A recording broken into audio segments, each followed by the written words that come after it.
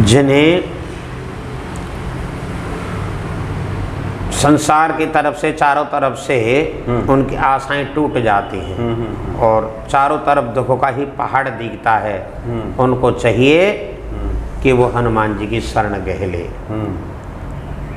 दूसरा कोई और उपाय नहीं, साधन नहीं जो उनके दुखों को दूर कर सके। सब सुख लहें तुम्हारी शरणा, जो वही पहली वाली बात है कि हनुमान जी की शरण में आ जाओ, कैसे भी आओ सारे सुख उसको प्राप्त हो जाएंगे। लेकिन ये इन प्रकारेण आओ हनुमान जी की शरण में। जब पंडित जी, एक और आम सवाल होता है कि कई बार हम शुभ कार्य के लिए जब घर से बाहर निकलते हैं, बहुत सारे लोग लड़की की शादी के लिए निकलते हैं या फिर कोई और भी विशेष कार्य हो उसके लिए निकलता है, तो कुछ हनुमान जी का कुछ विशेष पूजा है क्या कि हम कैसे निकलें? देखिए, इसके लिए हनुमान जी के मंदिर जाए सबसे पहले। जिस कार्य को, जैसे हम कोई शुभ कार्य करने जा रहे हैं तो 2 फूल ले, लाल रंग के 2 फूल ले करके एक हनुमान जी के सिर पर चढ़ाए। अच्छा। दूसरा फूल उनके चरणों में अर्पित कर दे और उन्हें प्रार्थना करे कि महाराज मेरा ये काम आपकी कृपा से सफल हो, मैं शुभ कार्य के लिए प्रस्थान कर रहा हूँ, आप आदेश दें। क्योंकि हनुमान जी महाराज का तो आदेश है, जो स्वयं जिसका चिंतन करते हैं, जब लंका में प्रवेश नगर की जय सब कहा जाए, हृदय राखी कौशलपुर राजा, तो उन्होंने अपने आराध्य श्री राम जी का स्मरण किया और राम सेवक हनुमान जी का स्मरण करके हम जाएंगे तो राम जी और हमसे विशेष प्रसन्न होंगे। तो एक फूल जो चरणों में चढ़ाया है उसे उठा करके अपने मस्तक पर लगाए और अपने जेब में रख ले, उसको पॉकेट में रख लीजिए, पॉकेट में रख ले और कार्य को जाए, इससे सफलता मिलेगी, कार्य सिद्ध होगा। जी, मतलब हनुमान जी की कृपा से जो भी आपका रुका हुआ कार्य है वो पूर्ण हो जाएगा, सफल हो जाएगा। एक और सवाल है जो काफ़ी भक्तों ने पूछा है कि किसी का कुछ कहीं फंस गया हो, मतलब संपत्ति पे किसी ने कब्जा कर लिया हो, किसी ने कर्ज भी ले लिया हो, लौटा ना रहा हो, तो कुछ इस तरह का हनुमान जी की पूजा आराधना है जिससे कि ये कार्य। हाँ, जैसे कोई किसी का धन हरण कर ले तो वो धन हरता से हनुमान जी महाराज उस धन को वापस दिला देते हैं। ये तो जग जाहिर है। सिया जी का रावण ने हरण किया।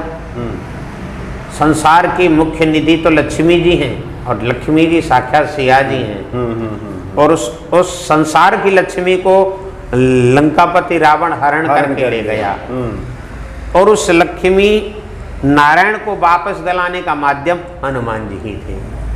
सिया जी राम जी को दिलाई तो उसके माध्यम हनुमान जी महाराज हैं। तो जरूर हनुमान जी की उपासना से, लेकिन थोड़ी इसकी क्रिया करके उपासना अगर करें तो हमारा बाहर गया हुआ धन वापस आ सकता है। निष्ठा पूर्वक इसे करें। हनुमान बाहु का नित्य प्रति हनुमान बाहु का है, तुलसीदास जी की रचित है। उसका पाठ दीप जला करके और संकल्प लेकर के प्रारंभ किया जाए, निश्चित धन वापस आएगा जी। हनुमान बाहु का पाठ किया जाए, धन वापस आ जाएगा। कुछ ही समय में कुछ करो, लेकिन जब तक समस्या हल ना हो तो छोड़े नहीं पाठ को। 21 दिन 11 दिन या 41 दिन का नियम नहीं है। इसे जब तक करें कि जब तक तुम्हारा संकल्प पूर्ण न हो, और होगा पूर्ण। यह हनुमान बाबू का में ये विशेष, मतलब जब तक कार्य सिद्ध ना हो जाए, हाँ जी, तब तक आप हनुमान बाहु का पाठ करते रहें और हनुमान जी के सामने विनती करते रहें। तो विनती करेंगे तो वो तो सुनेगा ही। कबहू तो दीन दयाल की वो भनक पड़ेगी कान। देखो रामायण में हनुमान जी का चरित्र बड़ी भाव से तुलसी जी को राम जी से मिलाने वाले ही तो हनुमान जी हैं। अब कलिकाल जीव निस्तारण हित वाल्मीकि तुलसी भई, पूर्व में यही वाल्मीकि जी तो थे जिन्होंने रामायण की रचना की। तुलसीदास बने कलयुग में आकर के, लेकिन पहले रामायण नाम राम जी का जब चरित्र लिखा वाल्मीकि जी ने तो रामायण नामकरण किया। रामायण का मतलब राम का घर, घर, अच्छा, अयन माने घर होता है, रामायण राम का घर। अब यहाँ कलयुग में कोई संस्कृत भाषा को सब समझते नहीं, वाल्मीकि जी ही तुलसीदास जी बन करके आए और उन्होंने नाम परिवर्तन कर दिया रामायण का, रामचरितमानस कर दिया। क्यों? मानस माने मंदिर, राम जी का मंदिर। उन्होंने सोचा कि जिस घर में राम जी रहते हो वो घर घर नहीं रहता, वो तो मंदिर बन जाता है। अब ये रामायण नाम ठीक नहीं, ये तो राम जी का मंदिर होना चाहिए, रामचरितमानस होना चाहिए। नाम परिवर्तित किया और राम, हनुमान, सिया जी जैसे प्रभु के और भक्त और भगवान के सुंदर चरित्र हैं इसमें जी। और दुनिया की कोई चीज नहीं जो रामायण में न हो, दुनिया की कोई चीज नहीं जिसका उपाय रामायण में न हो। ये सब के साक्षी हनुमान जी महाराज हैं। और हनुमान जी ने तो कह दिया है कि रामायण, ये रामचरितमानस का कोई स्मरण करे, इसका अनुकरण करे तो उसका जीवन धन्य बनता है। ये मैं साक्षी हूँ। जैसे वहाँ शिव जी ने साखी गौरी सा कहा, ऐसे यह हनुमान जी ने कहा है कि रामचरित को पढ़ो, रामचरित सुनबे को रसिया। हनुमान जी महाराज बड़े प्रसन्न होते हैं जहाँ रामचरित्र होता है, इसलिए कहीं भी हो किसी न किसी रूप में ये पहुंच जाते हैं। अब हमें दिखते नहीं क्योंकि वो पवन पुत्र हैं। पवन हमें आंखों से नहीं दिखती, हवा हमें आंखों से नहीं दिखती, तो उनका पुत्र में कैसे दिख जाएगा? तो त्वचा से अनुभव होता है। लेकिन ये 100% निश्चित है कि हनुमान जी महाराज श्रोता भी नंबर 1 के और वक्ता भी नंबर 1 के। जहाँ भी कथा होती भगवान की चरित्रों की, वहाँ हनुमान जी पहुँचते हैं। और कथा कहने वाले भी नंबर 1 के ऐसे हैं कि श्रोता के दुखों को कथा सुनाते ही दूर कर। जी जी जी। एक आखिरी सवाल आपसे ले लेते हैं, और खास करके हमारे उन भक्तों के लिए जो कि कई बार साधना में रत रहने के बाद उनके कार्यों में जब विलम्ब होता है तो थोड़ा उनका धैर्य चूकता है, या यूँ कहें कि उच्चाटन की स्थिति पैदा होने लगती है। ऐसे लोगों को क्या कुछ आप बताना चाहेंगे कि वो किस प्रकार से अपने मन को स्थिर रख करके लगे रहें? देखो, जिन्हें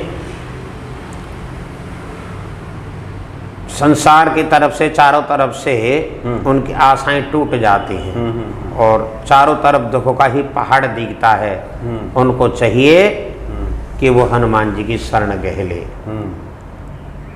दूसरा कोई और उपाय नहीं, साधन नहीं जो उनके दुखों को दूर कर सके।